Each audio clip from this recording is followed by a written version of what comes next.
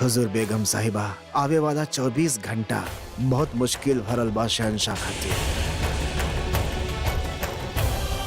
कुछ भी हो सकेला, कुछ भी। खुदा रहम करे।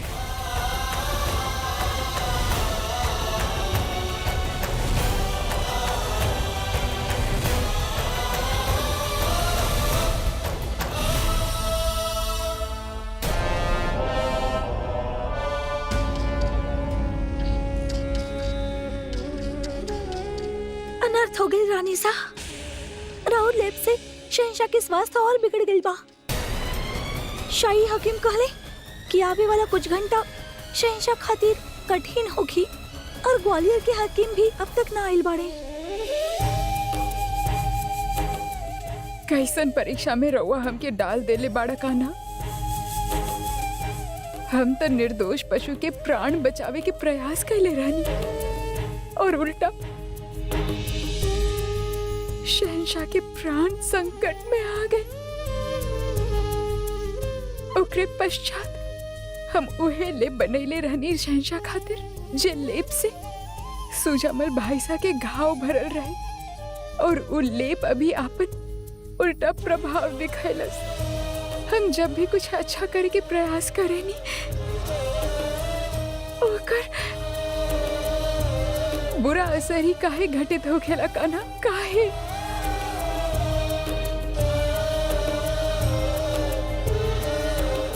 जोधा, चला हमरे साथ।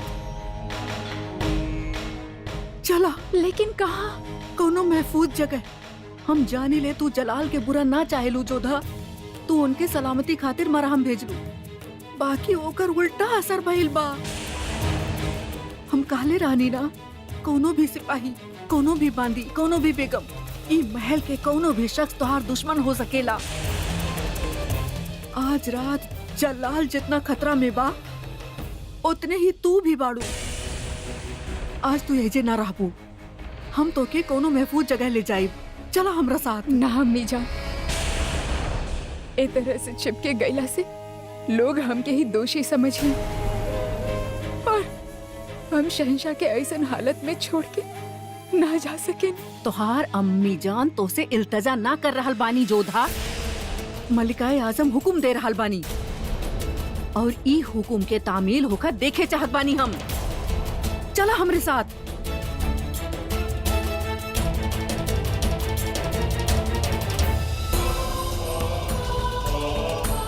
खाई, जी भर के खाई, काहे कि ई रउआ लोगन के आखिरी दावत था और आखिरी निवाला। काहे कि एकरा बाद हम सबके ई जहर खाए के होकी। शहनशाह के ना बच पावे के सूरत में हम सबके जिए के कोनो भी मतलब ना। खाई।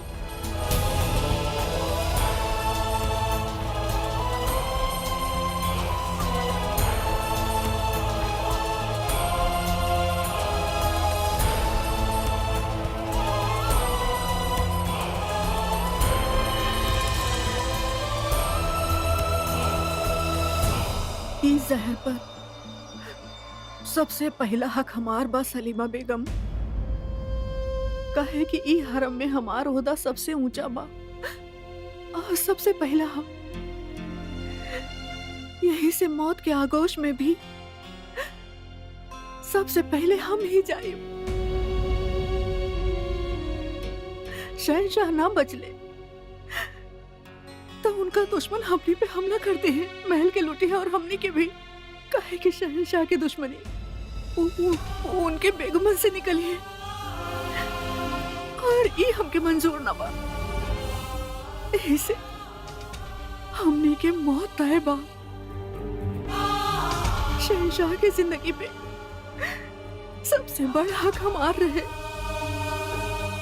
उनकर जिंदगी के सबसे पहला हम सुपर रानी हम।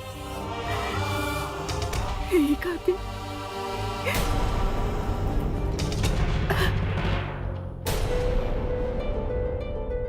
मौत के सफर में उनकर हम सफर सबसे पहला हम ही होगा। हम ही जाए उनके साथ।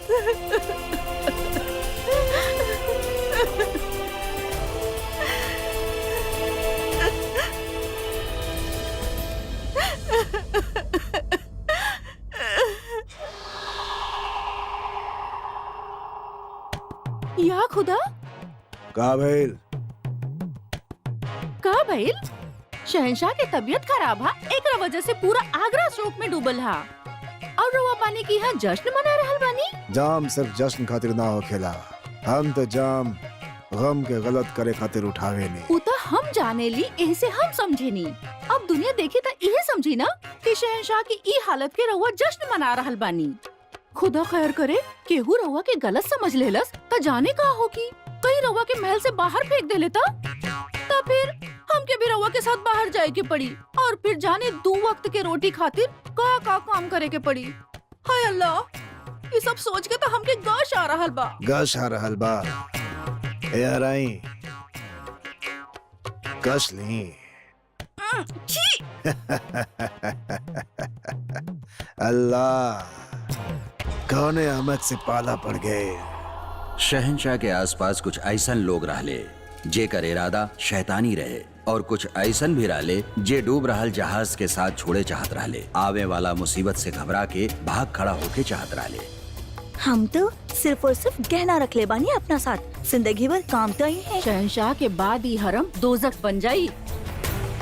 तोहार सामान कहाँ बा? हम अपन शहंशाह के छोड़ के कहीं ना जाई। और जियते जी मरे के पड़लता, बेआबरू होके के पड़लता। तहे जहर कामी आई। खुदकुशी करल गुनाह बा, पर वक्त अइला पे हमने एकर इस्तेमाल करब। आखिर कब बीती 24 घंटा? कब जलाल के मौत के खबर आई? कहीं उससे पहले ग्वालियर के हकीम आगे लंता। रहुआ फिक्र न करी हुजूर, हकीम ग्वालियर पहुंच ना पाई। हमार सिपाही पहले से ही तैनात बाड़े।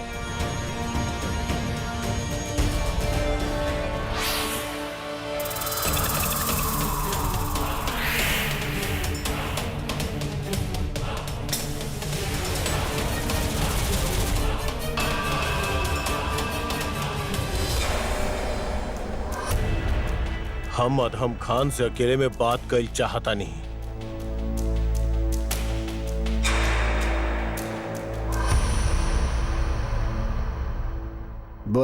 बोल तो तू चुकल बड़ा अदहम। अब सुन भी लेले बानी कि तुहार ख्वाहिश के पर कितना ऊंचा उड़ान भर रहल बाड़े। जे दीवार के कान निकल आवेला, अदहम खानों के गिरा देवेला।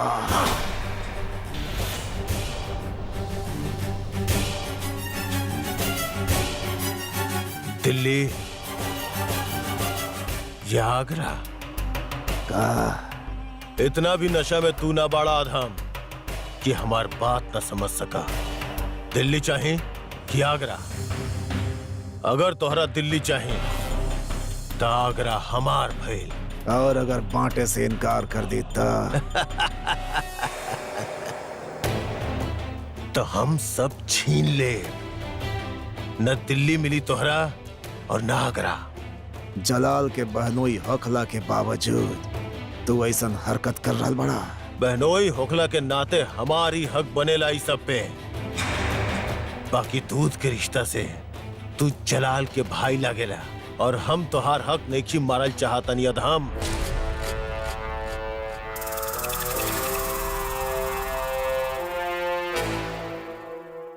तय हिस्सेदारी के नाम एगो जाम हो जाए। जश्न के वक्त नहीं के हमरा पास अदहम। ग्वालियर से वो हाकिम आगरा ना पहुंचे के चाहिए। फिकर मत करी, हम अपन आदमी रास्ता में तैनात कर देले बानी। वल्ला सोच भी हमनी के एक जैसे नहीं बात। हम भी अपन आदमी वहां खातिर रवाना कर देले बानी।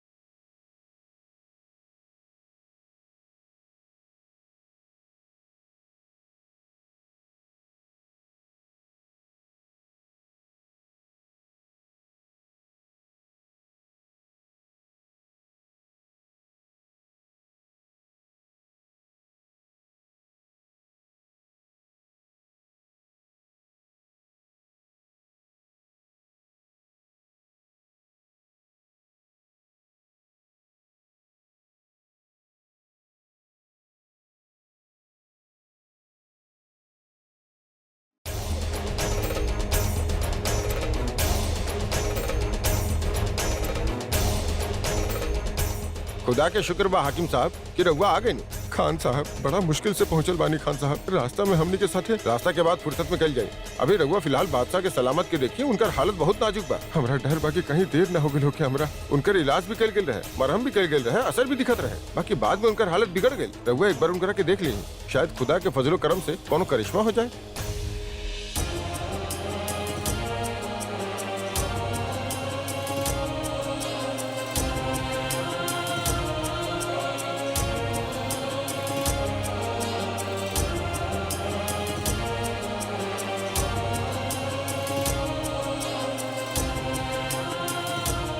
हमके उमर हम दिखावा जे शहंशाह के लगावल गए रहे।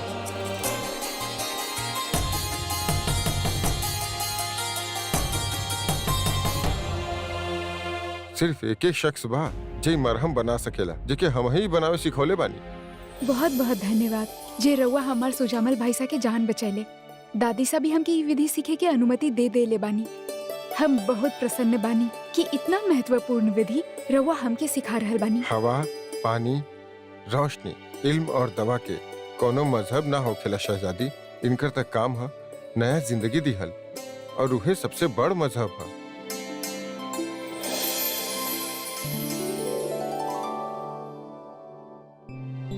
बेगम जोधा, हमके यकीन रहे ये रउआ ही हो सकेनी।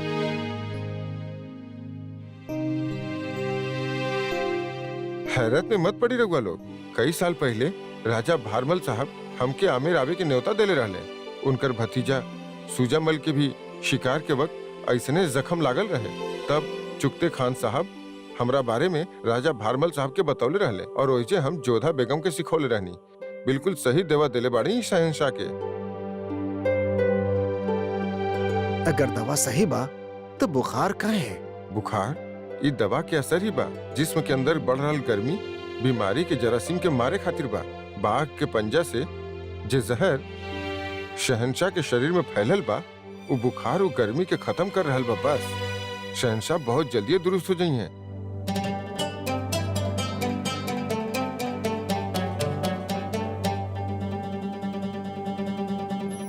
हमरा फक्र बा जोधा बेगम, हमार शागिर्द अपन उस्ताद के इज्जत रख लिस।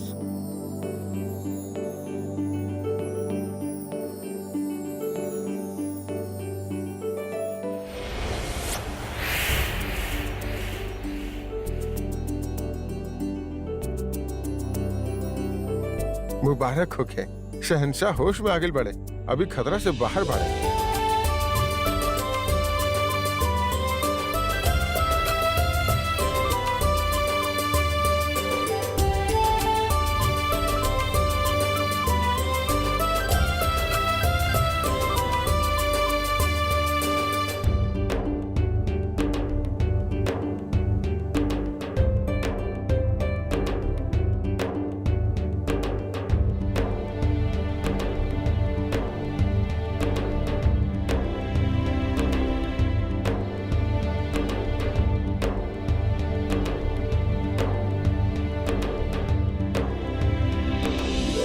ना शहंशाह, अभी रउआ पानी ना पी सकेले। जब शहंशाह के पानी चाही ता इनकार काहे? ना रुकैया बेगम, अभी शहंशाह के पानी देहब उनकी स्वास्थ्य खातिर ठीक ना होखी। जोधा बेगम वजह फरमा रहल बाड़ी। बस चंद लम्हा और इंतजार करी, फिर जे दिल करे नोश फरमाई। जलाल सही सलामत बा, बस थोड़ा देर आराम फरमाई रहुआ। अल्लाह के शुक्र बा, तू सलामत बाड़ा जलाल। मुगलिया शान सलामत हो, बाबरी जाहो जलाल सलामत हो। खुदा तो के उम्र दराज करे। आमीन।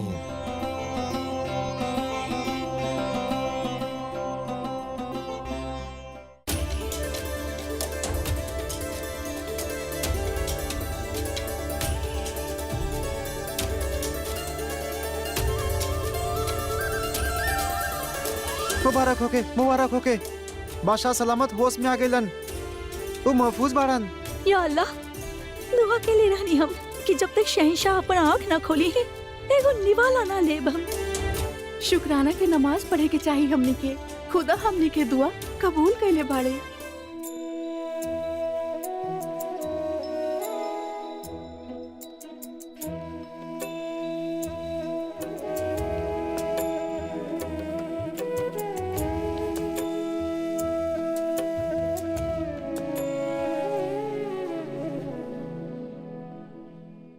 प्रणाम अम्मी जान। खुदा तोहरा के उम्र दराज करे। ई कुराने पाक ह। जैसे तोहरे यहाँ गीता के पाक मानल जाला, हमरे यहाँ एके। तू जलाल के साथ अजमेर शरीफ से लौटल बाड़ू, यही खातिर हमरा ओर से तोहरा खातिर तोहफा बाई।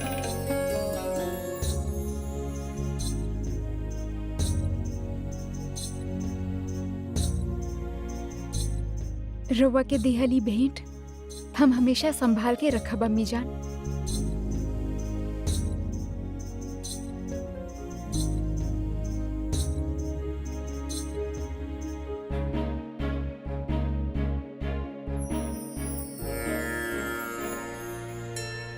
जोधा बेगम, दुआ सर झुका के ना सर उठा के मांगल जाला।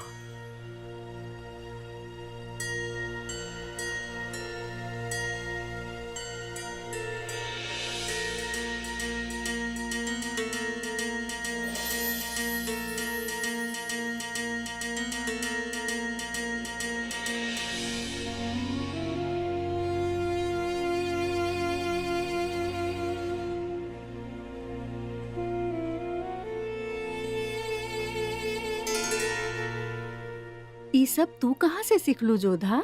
हम अजमेर के दरगाह में शहंशाह से सीख ले रहनी। का जलाल सिखैलस? शुभान अल्लाह, ई त उल्टी बात हो गई जोधा।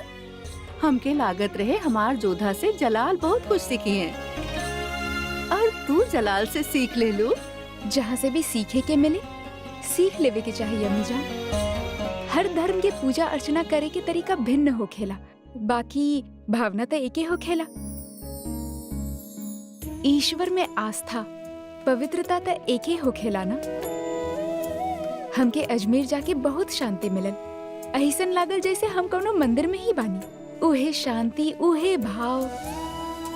मस्जिद के अजान होखे या मंदिर के घंटी, लक्ष्य एक ही होखेला, ईश्वर के उपासना।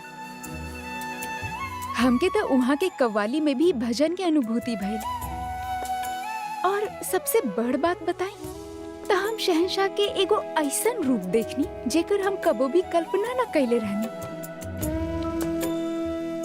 जैसे मीराबाई अपन सब कुछ भूल के कृष्ण में मगन हो जात रहनी, वैसे ही शहंशाह अपन शाही रुतबा, शान सब कुछ भुला के ईश्वर के बहुत समीप हो गए रहले। जे लोग इ दम्भ भरत रहले कि शहंशाह में हृदय ना बा, ऊ लोगन के दम्भ भी झूठा सिद्ध हो गए। हम राउर और ईश्वर के बहुत कृतज्ञ बानी कि हमके वहाँ जाए के अवसर मिलल। और सच कहीं था वहाँ करल गए प्रार्थना से ही शहंशाह बच पाइल बाड़े। हमके यकीन बा जोधा, तुहार वजह से जलाल की जिंदगी में बड़ी जल्दी एगो नया दौर शुरू होके वाला बा।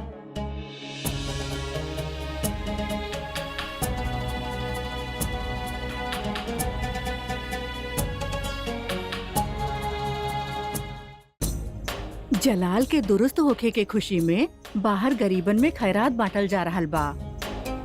चली वही जे चली।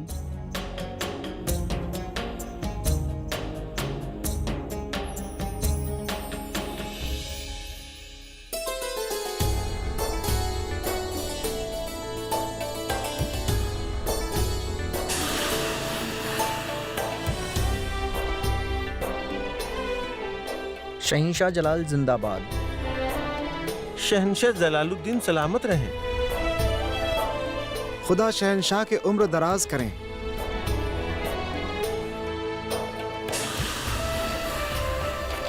उनकर खजाना हमेशा आबाद रहे।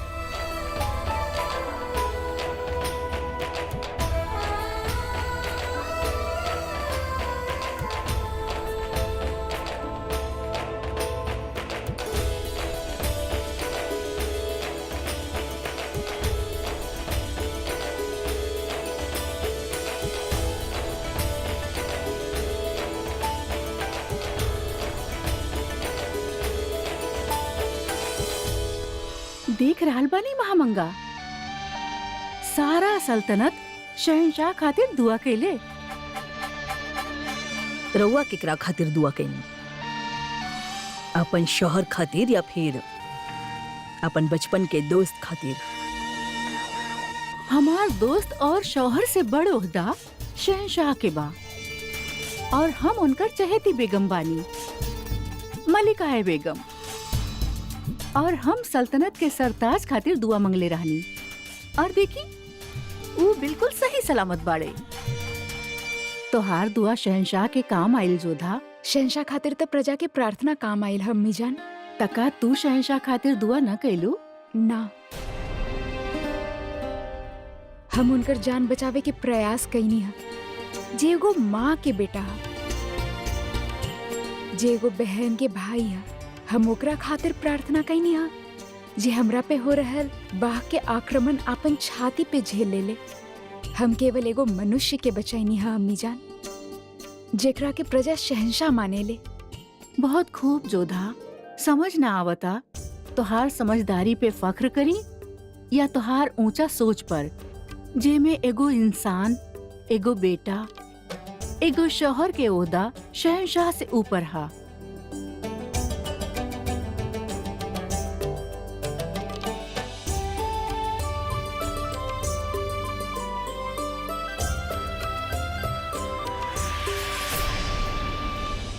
राउर दिलो दिमाग में शहंशाह के रुतबा अपन शौहर और अपन बचपन के दोस्त से कहीं ज्यादा ऊंचा बा।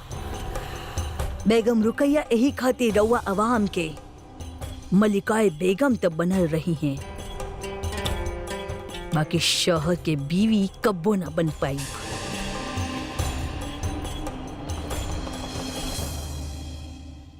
छोटी अम्मी। अरे खाने खाना कैसन बनी रहुआ? अच्छा बानी। और हमसे मिले कहा आयल बानी? हमके शहंशाह और बाघ के कहानी सुने के बा। अरे कहानी सुने की इवक थोड़े ना हो खेला। हम रवा के रात में सुनाई फिर अहिया। ना अभी ये सुने के बा। खाने खाना के ख्वाहिश पूरा ना भइल तो शहंशाह से हम शिकायत कर देब। अच्छा अच्छा, क्रोधित मत होखी। हम रवा के कहानी सुनाई। आई सुनी। एगो बहुत बड़ जंगल रहे। वहाँ पे शहंशाह और बेगम दोनों अकेले रहले। दोनों ही ना बाघ भी रहे ना वहाँ? हाँ, बाघ भी रहे, बाकी वो दूर खड़ा रहे। फिर का भइल बताई ना। फिर शहंशाह के पास एगो नरनाल रहे, जौने से वो आखेट करे चाहत रहले। तब बेगम वो नरनाल में से बारूद निकाल देनी। काहे कि बेगम के लागल कि उसे शहंशाह हिरन या खरगोश के वध कर दिए, उनके मार डाली है। बेगम बहुत ही अच्छा करनी। हाँ, लेकिन बेगम न जानत रहनी कि वहाँ बाघ आ जाई और हमला कर देई। हाँ, यदि बेगम के पता होखत कि कोनो हिंसक पशु भी आक्रमण कर सकेला, तो नरनाल में से बारूद कबो ना निकलती। फिर का शहंशाह बाघ पे टूट पड़ले और बाघ शहंशाह पे टूट पड़े। दोनों में गुत्थम गुत्था हो गए। कभी बाघ शहंशाह पे, कभी शहंशाह बाघ पे, ऊपर नीचे दाएं बाएं। बहुते भयानक भिड़ंत भइल। फिर का बाघ शहंशाह के घायल कर देलस, लेकिन शहंशाह भी बाघ के घायल कर देलस। और ये होकत होकत अंत में विजय शहंशाह के भइल। बाघ मारल गई। शहंशाह के फतेह भइल, शहंशाह के फतेह भइल। बहुत बहादुर बाड़ी शहंशाह। ओ फल केकरा खातिर बा? शहंशाह खातिर बा। हमके भी खाए के बा। रहीम, हम रवा के अलग से दे देब। ओ शहंशाह खातिर ही बा। एके शहंशाह के हम दे आई। अरे ये तो भारी बा, रवा ना उठा पाई। खाने खाने में बहुत ताकत बा।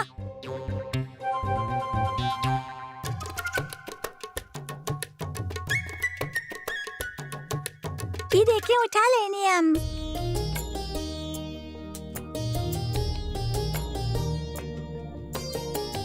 ठीक बा, एके रवा ही शहंशाह के दे आई। तू भी साथ में जा।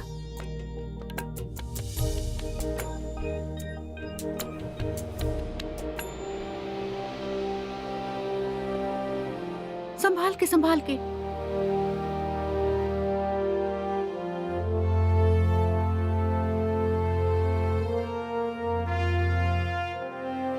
जलाल, रउआ के भूख लागल होखी ना? देखी, हम रउआ खातिर सेवइयां लेके आइल बानी। ना शहंशाह, रउआ के फल खाए के चाहिए, एकरा से रउआ की ताकत मिली। फिर जल्दी मिलब हम।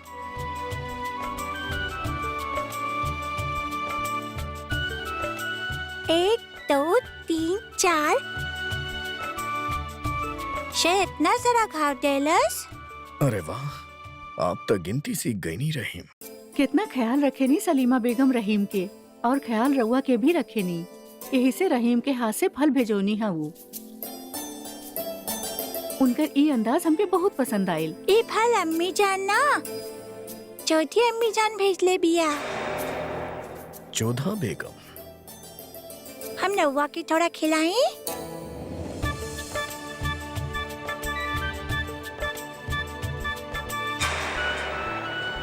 अब हम खेली जाएं?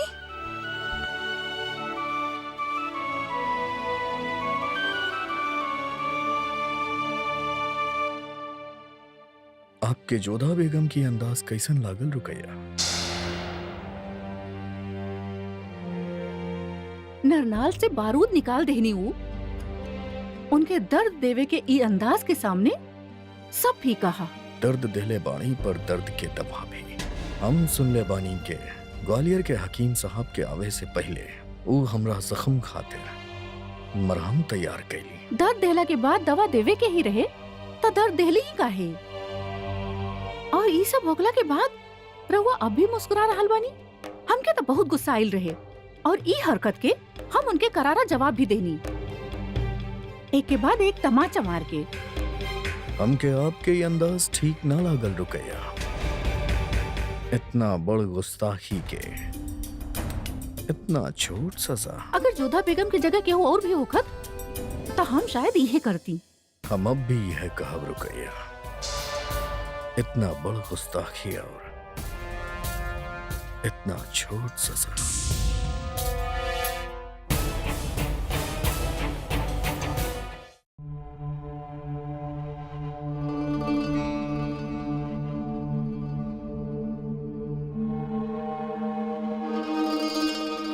फातिमा, तो इतना खूबसूरत बाड़ू कि हमरा पास तोहार तारीफ करे खातिर कोनो अल्फाज नहीं खे। या अल्लाह, तारीफ तो ठीक है, बाकी हर बार रउआ हमार तारीफ करे के वक्त हमार नाम काहे बदल देवेले? हम जावेदा बानी, फातिमा ना। अब फातिमा कहीं कि जुबेदा कहीं या फिर जावेदा, का फर्क पड़ेला? सबसे खूबसूरत तू बाड़ू।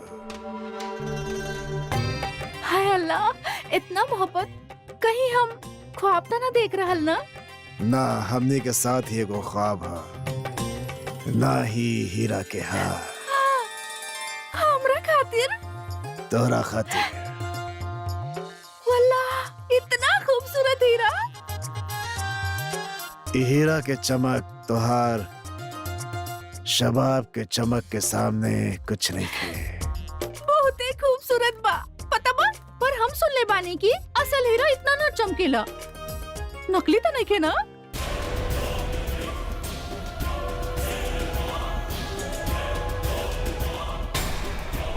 तो नकली हीरा के ही काबिल बाड़ो। जाओ यहाँ से। सलाम वालेकुम अधम। वालेकुम अस्सलाम।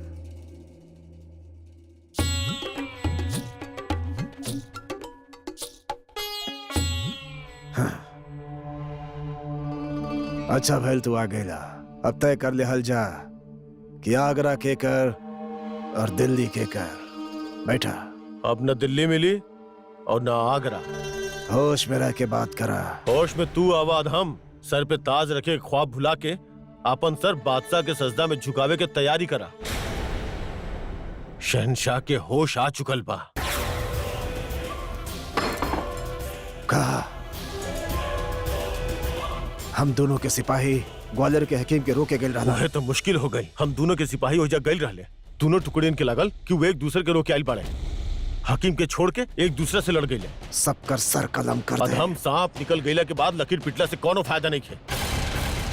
हकीम वहां ना पहुंचते तब वो शहंशाह के कुछ ना होत। जोधा बेगम हकीम के काम कैली। पता ना कौन सा मरहम लगौली जे जादू कर देलस और शहंशाह के जख्म भर गए। अब दिल्ली और आगरा हमनी के पहुंच से दूर बा। हम ऐसा ना होके दे, बगावत करा। अधम, दूध जितना उफनेला उतने ही आपन नुकसान कर बैठेला। जमीन पे गिरला के बाद ओकर कोनो कीमत ना होखेला। शहंशाह के खिताब जाई तो कुछ भी हासिल ना होगी, और शहंशाह के जितना करीब रहबा उतना ही ज्यादा हमनी के मौका मिली। तो का करी हम? उहे जे हमनी कर रहल बा, इंतजार। कब तक इंतजार करब? कब हमार ताजपोशी होखी? कब आगरा पर हमार हुकूमत होखी? कब? तब जब अगला बार होगी, तब जब शहंशाह के पास बचे के कोनो मौका ना होगी, तब अधम, तब।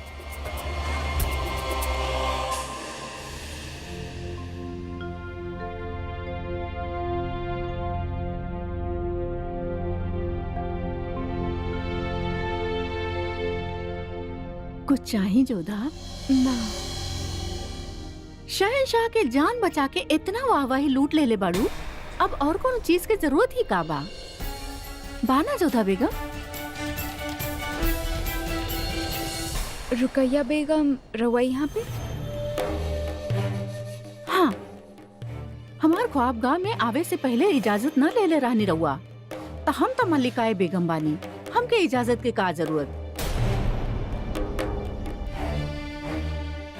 हमके लागत रहे कि हमार तमाचा के निशान अब तक रहुआ के गाल पे मौजूद होगी। यदि उतने में और मन ना भरल होती तो एक बार और प्रयास कर सके नहीं रहुआ। ना, आज हम बहुत ही खुश बानी। हमने के शहंशाह खतरा से जब बाहर आ गए बाड़े, ये उहे दवा है ना जे शहंशाह के जान बचेले रहे। एक ही हमरा के दी।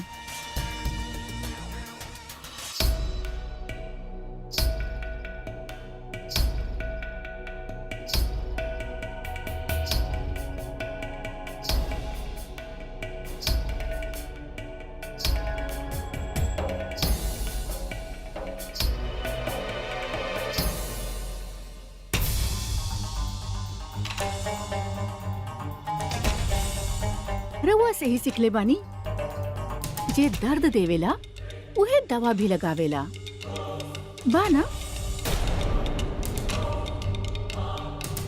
मरहम लगा रहल बानी, एकर मतलब ये मत समझिया कि रउआ ऊ तमाचा के हकदार न रहनी। और हाँ, अगर ये शहंशाह के जख्म पे असर कैले बा तो उम्मीद बा कि राउर गाल पे भी असर करी।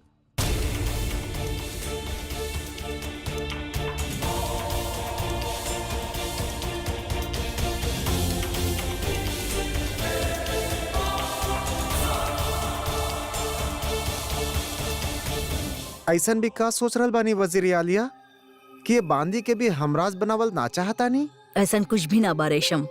तो अच्छा तरह से जाने लू कि एगो तू ही तो बाड़ू जकरा से हम सब कुछ माटे नहीं, काहे कि तू ही बाड़ू जो हमारे दिल के बात जान के अपना दिल में रखे लो। तब बताई का बारा और जहन में? रेशम, हम ये सोचत रहनी की बेगम जोधा इतना बड़ गुस्ताख ही कहीं नहीं, जलाल के जान खतरा में डाल देनी, लेकिन एक की झटका में अपन गुनाह के नजरअंदाज कर ले लस। वो बस एक महज एगो मरहम बना के। रेशम, अपन दिल पे हाथ रखा और कहा, का तू बेगम जोधा के मरियम उर्स जमानी देखब पसंद करबू? या खुदा, हम तो ऐसा सोच भी ना सके नहीं कि एगो हिंदू बेगम मरियम उर्स जमानी बने। ये बात हिंदू और मुगल के ना बा, ये बात ख्याल के आजादी के बा। अगर जैसन हम सोच रहल बानी वो भइल जैसन अक्सर होखेला, तई याद रखी है कि सल्तनत में बहुत बदलाव आवे वाला बा। तो फिर एके रोकल कैसे जाए? जे रोक सकेला ओकरा के त खबर भी ना बा। बेगम रुकैया के तो पता ही नहीं की कि वक्त कौने और बढ़ रहल बा। तीर कमान से निकल चुकल बा, निशाना पे पहुंचे में वक्त नहीं खे। लेकिन वो बिया की रेशम, जब से जलाल अजमेर से आइल बाड़े हमके वो बदलल नजर आ रहल बाड़े। आसार हमने के हक में ना बा। रुकैया बेगम के बतौनी रहुआ। अब तक जलाल और बेगम जोधा के बदल रहल रिश्ता के रोक पाई। बेगम रुकैया के भी बस में नहीं खे। कह के उनकी आंख पे तो मल्लिकाए बेगम होखे के गुरूर के पट्टी बंधल बा। लेकिन हम अपन चार आंख से देख रहल बानी रेशम, वो आगे बढ़ रहल बदलाव के तूफान के। 4 आंख से? हाँ, दूगो आंख जो खुदा हमके देले बाड़े और दूगो आंख जो हम खुदे बनैले बानी। वो आंख इहाँ बानी और ये दोनों आंख ओहो भी देख सकेनी जे आज तक भइल ना बा।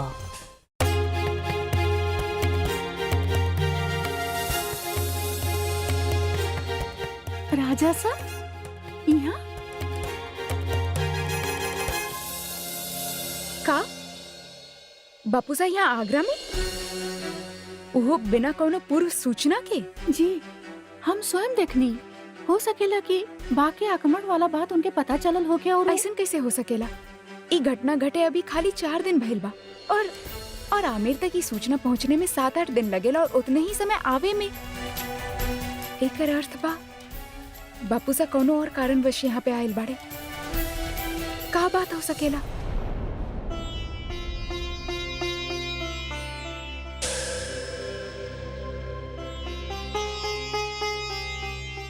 जलाल,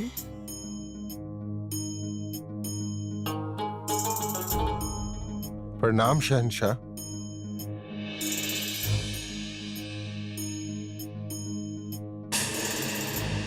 आप कैसन स्वास्थ्य बा राहुल?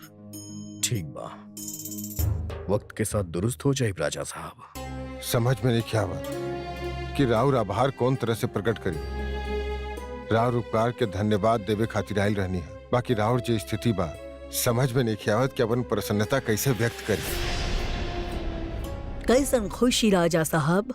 हमार बेटी सुकन्या के विवाह पक्का हो गई बा और ये सब शहंशाह के कारण ही संभव भइल बा।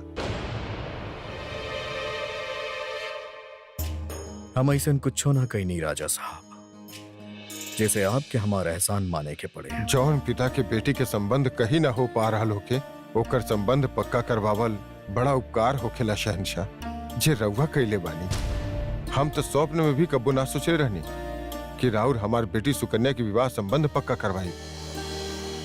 शहंशाह हमरा संदेशा भेजवले रहले कि धवलगढ़ के राजवंश में ये हमार बेटी सुकन्या के विवाह के चर्चा कैले बाड़े। रउआ एगो जमाता के कर्तव्य पूर्ण कैले बानी। हमके राउर प्रस्ताव पे कोनो आपत्ति नहीं थी। और हम आपके मन जाने चाहत रहनी राजा साहब, से पहले धवलगढ़ वाले फौरन ही रिश्ता खातिर हाँ कर देंगे। और हम काबिंद बानी आपके बेटी खातिर और आपके कौम के भी ए रिश्ता से दुश्मनी दोस्ती में तब्दील हो जाए और दोनों ओर रिश्ते और संबंध बेहतर हो जाए। रउआ जे कुछ भी सोचले बानी वो शुभ भी बा और नीतिपूर्ण भी। और नीति तो इहो कहेले कि जौन कन्या के विवाह हो रहल होके ओकर बड़ बहिन और बहनोई यदि विवाह के सारा विधि संपूर्ण करें तो इहो बहुत शुभ होखेला। हमारी इच्छा बा कि सुकन्या के विवाह के सारा विधि रहुआ और जोधा के हाथ से ही संपन्न होखे। हम रहुआ के और राउर निकट संबंधियन के यहाँ न्योता देवे आयल बानी। महामंगा जी रहुआ और रत्ना साहब आप रहुआ सब हमार बेटी के विवाह उपलक्ष्य में सादर आमंत्रित बानी। शहंशाह सुकन्या की विवाह खातिर बात कैले, ई कैसे संभव बा?